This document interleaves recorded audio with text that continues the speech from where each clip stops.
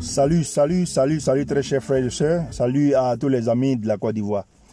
Nous sommes là encore pour décrypter l'actualité politique ivoirienne.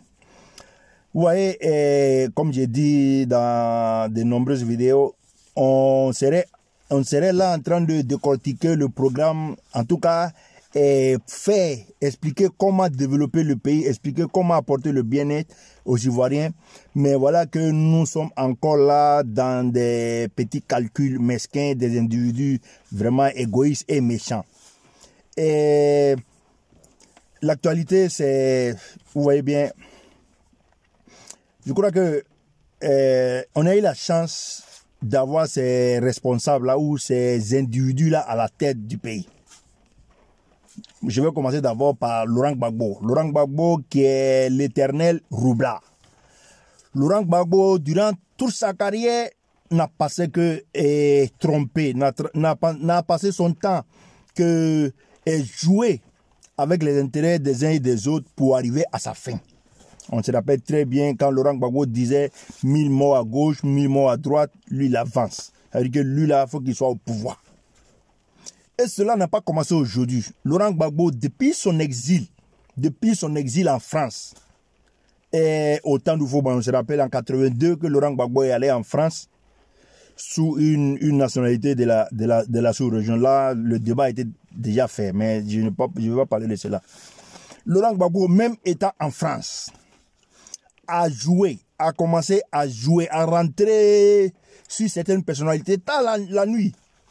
Il dit des choses la journée et la nuit, il rentre sur certaines personnalités pour pouvoir tromper ses amis. Et ça a été une continuité dans la vie de Laurent Gbagbo jusqu'à ce que le président Félix Houphouët-Boigny décide de le faire rentrer de son exil.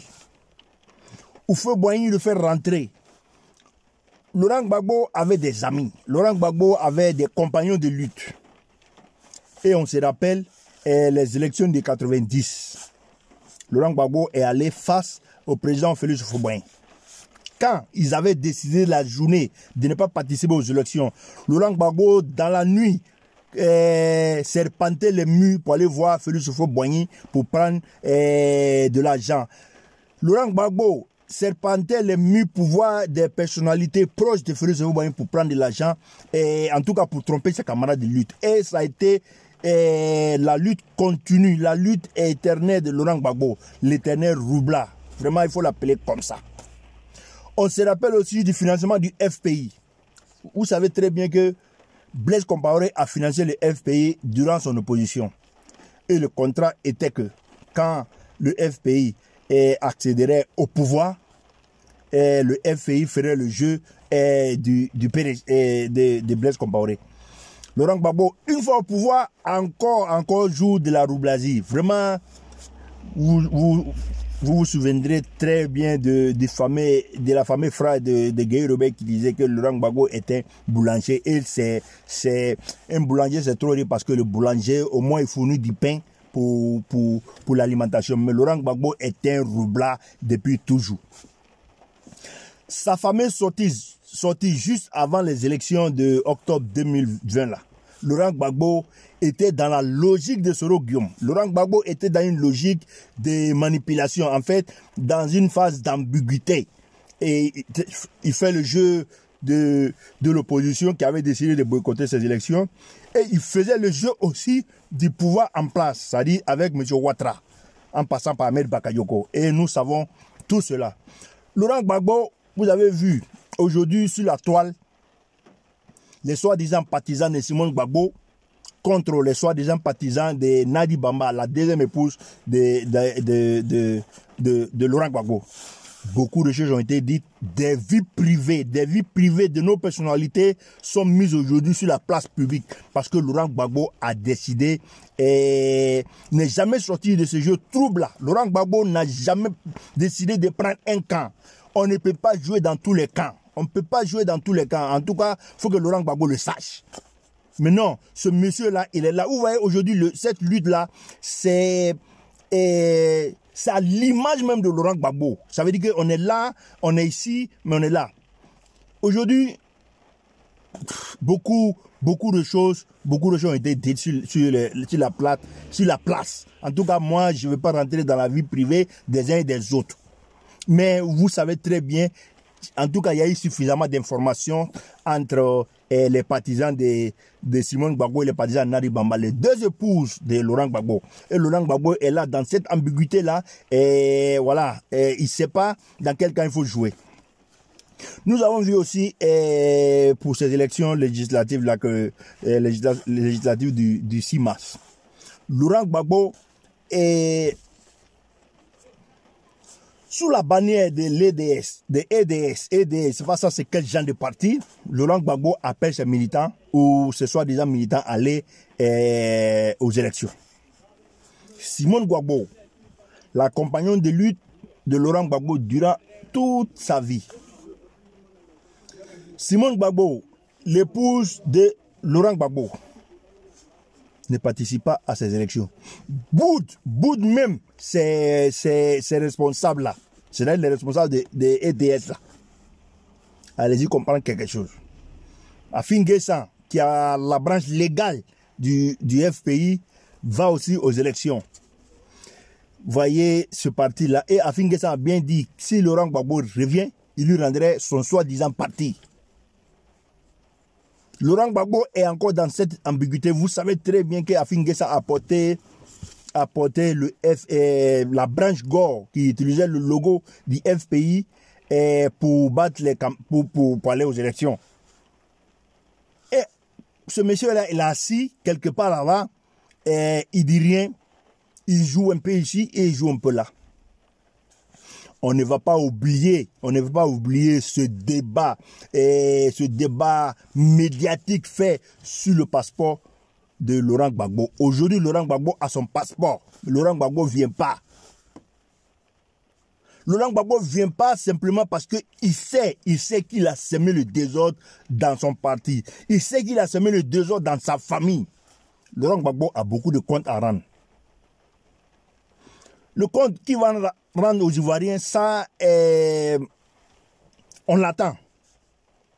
Mais Laurent Gbagbo a des comptes, de véritables comptes à rendre dans sa famille et dans son parti. Voilà pourquoi Laurent Gbagbo ne vient pas. On prend sous prétexte que c'est le gouvernement qui doit organiser le retour de Laurent Gbagbo. On va aller contre ça d'abord. On est contre ça d'abord. Parce que quand on sait ce que Laurent Gbagbo a fait, quand on sait tout ce qui a été reproché à Laurent Gbagbo, quand on sait la gestion de la Côte d'Ivoire sous le régime de Laurent Gbagbo, ce monsieur ne peut pas demander qu'on organise une fête parce qu'il doit rentrer. On l'attend à son arrivée. Il a beaucoup de comptes à rendre. Je vais passer sur Laurent Gbagbo aujourd'hui pour arriver sur Henri Konan Bédié. Lui que je vais appeler l'éternel rancunier. Tout le monde sait que Henri Konan Bédié est très rancunier. Mais quand on est rancunier là, on doit être soi-même saint. Quand on ne pardonne pas aux autres là, il faut accepter aussi que les autres ne te pardonnent pas. Quand on sait le mal qu'Henri Konan Bédié a fait à la Côte d'Ivoire, je crois qu'aujourd'hui là, celui qui doit avoir le profit bas, c'est lui Henri Konan Bédié. On se rappelle de la fameuse phrase quand il a dit que les Ivoiriens doivent se mettre à sa disposition. Beaucoup de débats ont été faits. Henri Konan Bédié n'a jamais arrêté d'être rancunier. Regardez ces deux responsables-là, Laurent Gbagbo et Henri Konan Bédié. J'ai dit qu'on peut se tromper. Le plus fort là, c'est pas lui qui fonce dans le mur. Le plus fort là, c'est pas lui qui voit le mur qui fonce dans le mur pour se casser le nez. Non, ça c'est pas le plus fort. Le plus fort, c'est lui qui, à un certain moment, il voit qu'il s'est trompé. Ou bien qu'il tombe, qu'il se relève et continue le chemin. Le plus fort, c'est lui qui voit la réalité, qui voit qu'aujourd'hui, il s'est trompé. Aujourd'hui, je me suis trompé. En tout cas, je rebrousse chemin. Je me retourne sur le bon chemin. Mais ces individus, ce que je ne vais jamais appeler responsables, ces individus se trompent continuellement. Ils sont dans l'erreur continue. Mais ils foncent dans le mur. Et avec des milliers d'Ivoiriens qui n'ont pas encore compris que le fort là, c'est pas lui qui fonce dans le mur.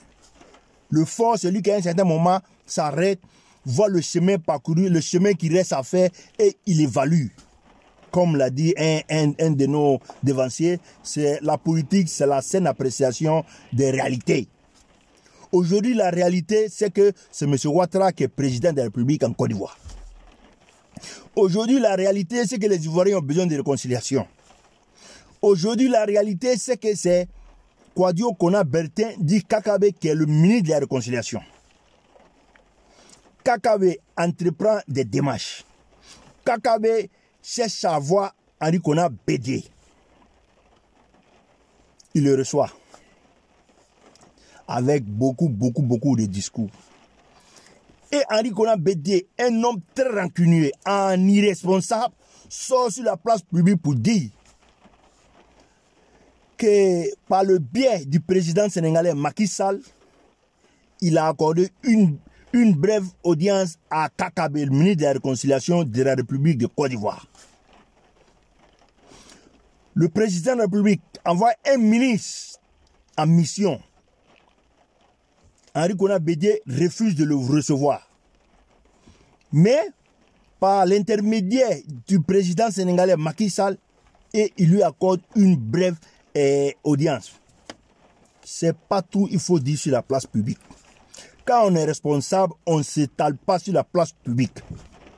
Quand on est responsable, on a un devoir de retenue. On a un devoir, en tout cas, de responsabilité.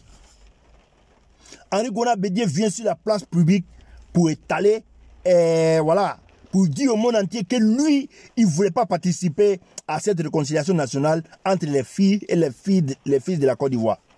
Mais, comme le président Macky Sall est intervenu, il a accordé une brève audience à Kakabe, ministre de la Réconciliation nationale. Henri Kona Bédié, avec tous les actes que lui a posés, Henri Kona Bédié devait être celui-même qui devait prendre le bâton de pèlerin, avec l'âge qu'il a, avec les actes qu'il a posés en Côte d'Ivoire, devait être le premier à vouloir de la réconciliation. Parce que j'ai dit, chaque chose a une fin. Henri Kona Bédié tire aujourd'hui vers sa fin. Je ne veux pas me mordre les mots. Henri Kona Bédié aujourd'hui tire vers la mort. Tu ne peux pas laisser ton peuple dans une guerre que toi-même tu as créée là pour aller. La première mission aujourd'hui d'Henri Kona Bédié serait de chercher à résoudre, à réconcilier les Ivoiriens et aller en paix. En tout cas, pour un homme responsable, pour un sage, c'était l'acte. J'ai déjà dit, à 86 ans là, c'est pas fait pour lutter.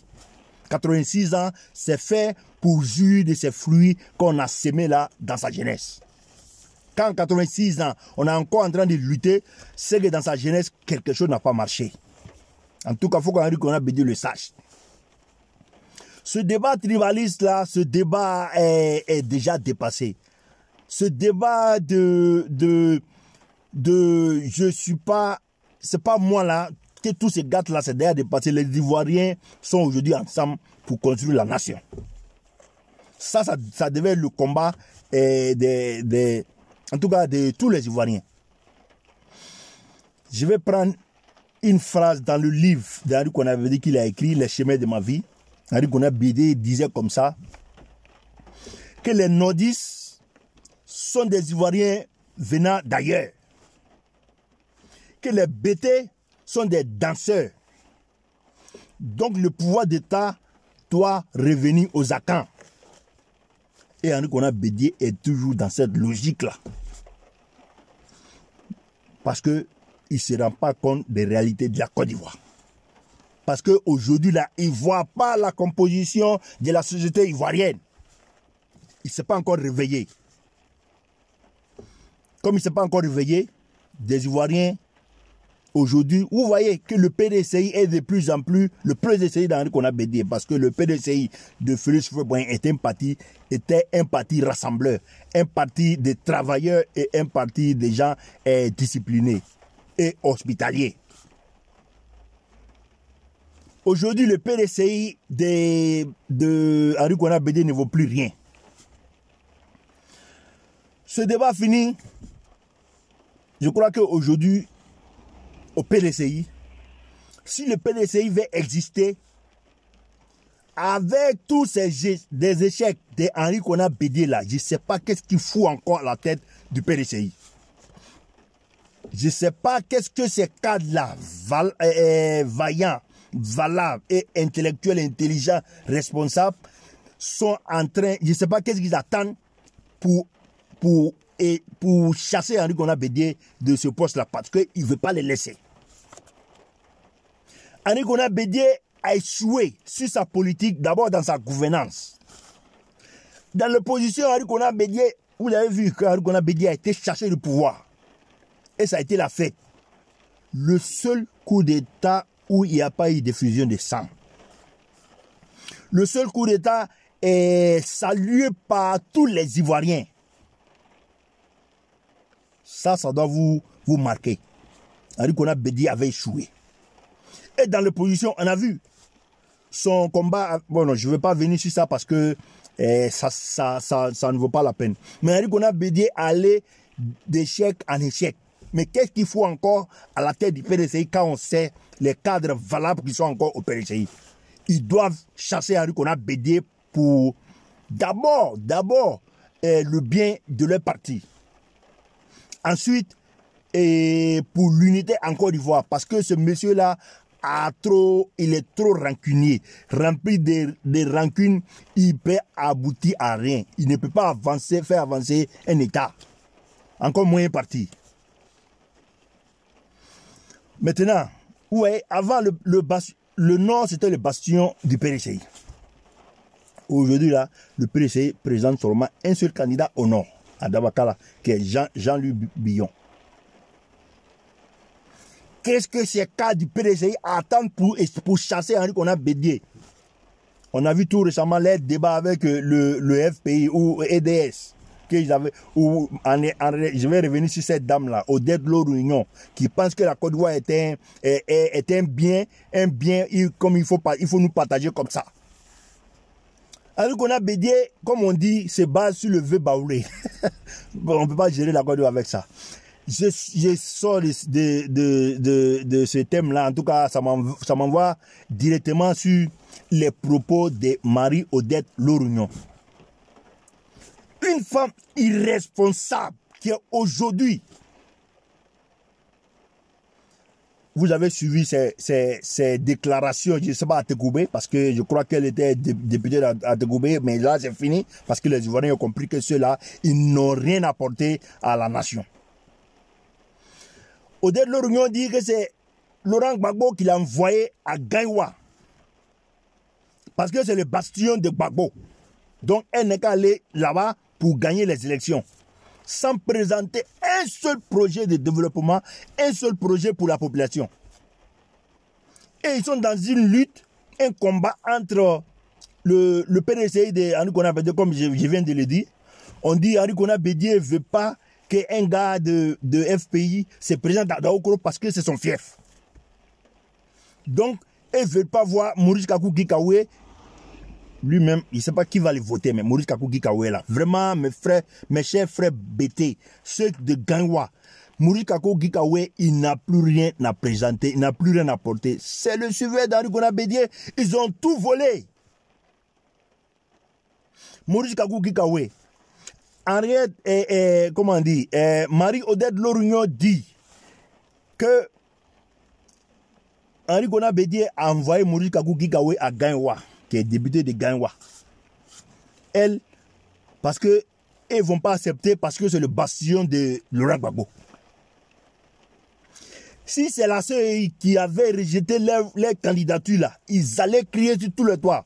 Mais entre eux là même là, ils disent que Maurice Kakou Gikawe n'a pas le droit de se présenter à Gaïwa parce que c'est le bastion de Laurent Gbagbo. Et là, c'est Laurent Gbagbo qui l'a envoyé. Ce discours est dépassé. Ce discours est dépassé.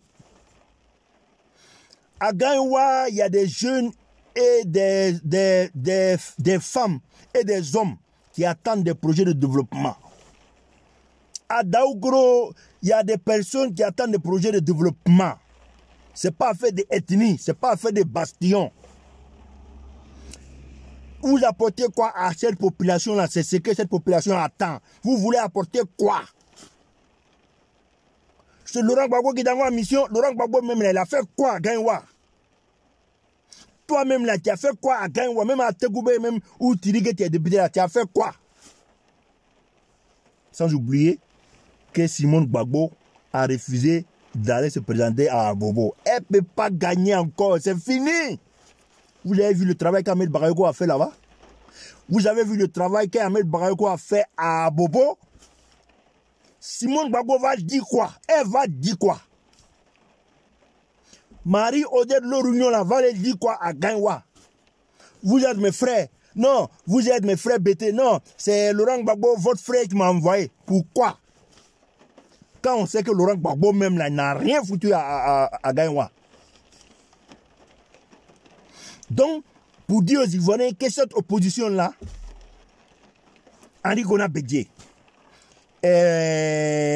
Laurent Gbagbo, avec tous les suiveurs là, c'est des gens irresponsables, sans foi ni loi. C'est les gens qui peuvent rien apporter à la Côte d'Ivoire. C'est les gens qui ont déjà géré. On a vu la gestion. C'était le chaos. En tout cas, le chaos total. Donc, chers frères et sœurs, soyons intelligents dans le choix de nos cadres. Chers frères et sœurs, amenons nos leaders là à nous présenter ce qu'ils veulent faire. Amenons nos leaders à nous dire que nous là, on n'est pas aujourd'hui là, le peuple ivoirien n'est plus du bétail. On dit à certaines personnes qu'ils sont moutons de tel, moutons de tel. Moi, je préfère être mouton de quelqu'un qui fait quelque chose pour moi, qui me donne à manger. Je préfère être mouton de quelqu'un qui construit chez moi. Je préfère être mouton de quelqu'un qui me donne à manger tout simplement. Chers frères et sœurs, le combat est long. Nous sommes dans le bon sens. Restons unis dans la paix, dans la joie, dans le travail. Vraiment, que Dieu bénisse la Côte d'Ivoire.